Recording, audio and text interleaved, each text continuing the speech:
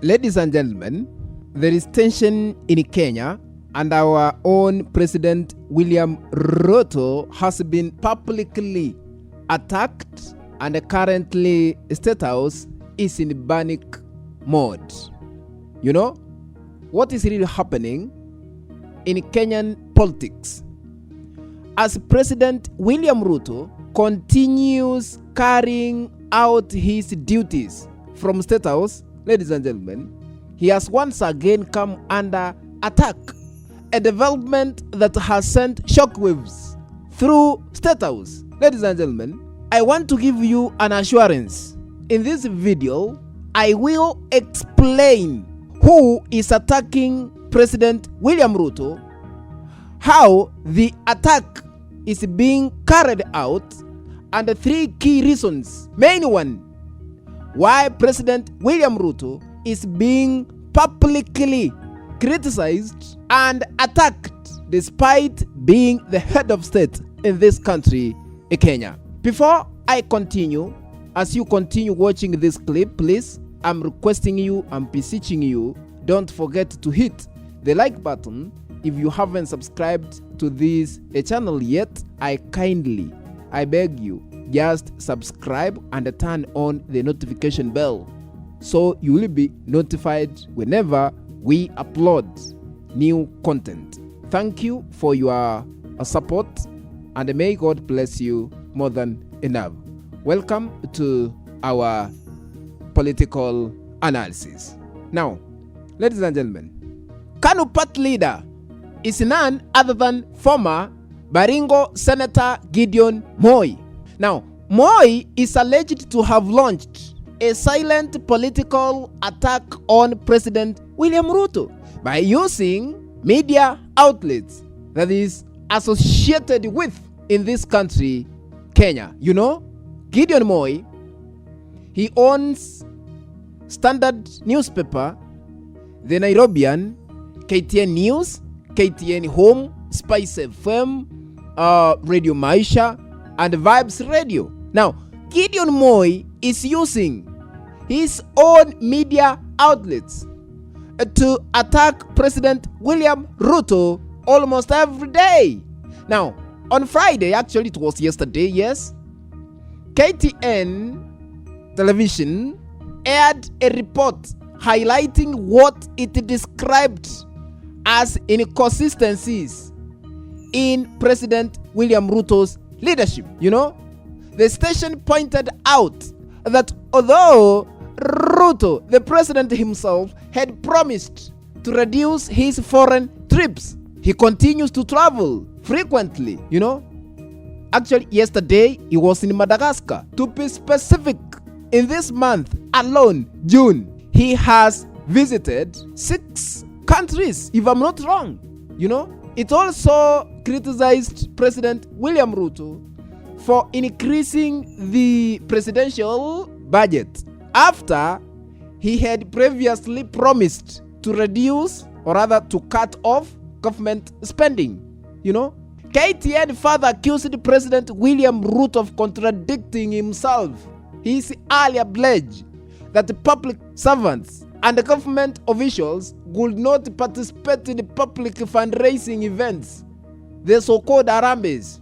The report claimed that politicians such as Oscar Sudi, according to KTN yesterday on Friday, Kipchumba Murkomen, who is the current cabinet secretary for Interior Ministry, and the so-called Ruto CPA, Farouk Kibet, continued to donate large sums of money at the public Harambes. Ladies and gentlemen, now the station also criticized the government that is under the leadership of President William Ruto over the country's security situation, you know, alleging that killings are ongoing, the discovery of bodies in different locations in this Republic of Kenya. I think you have witnessed yourself, and the cases of abductions continue to occur. And Ruto had promised, under his leadership,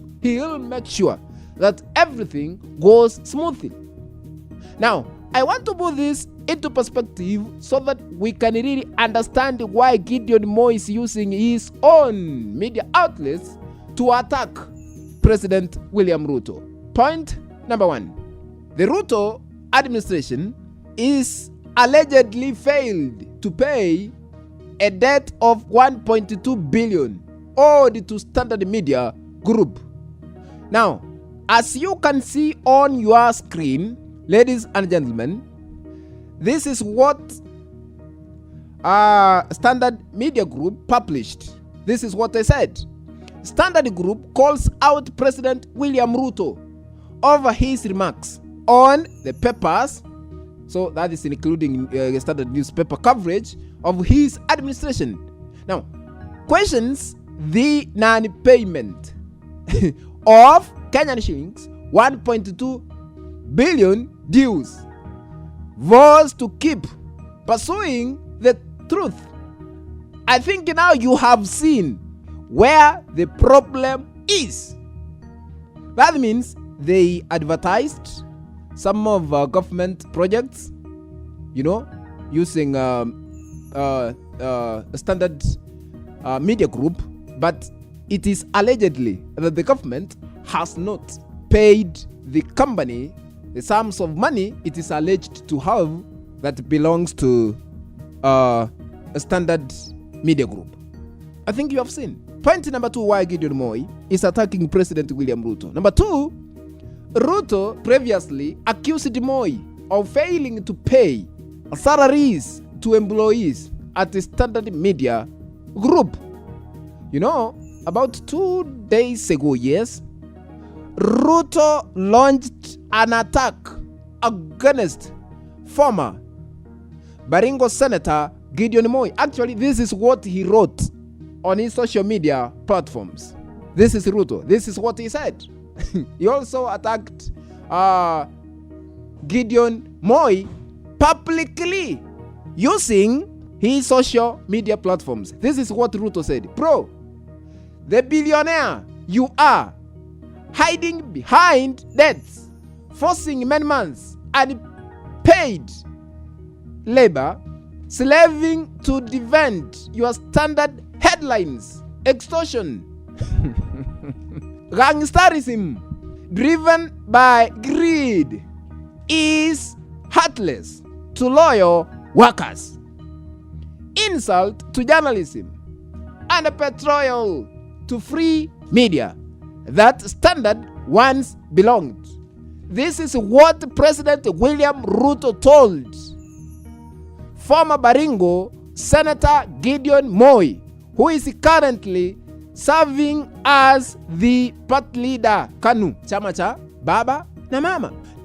Ruto decided to disclose what is going on in the Standard Media Group. He claimed that Moi is not paying his employees and they are suffering at the moment while working every day.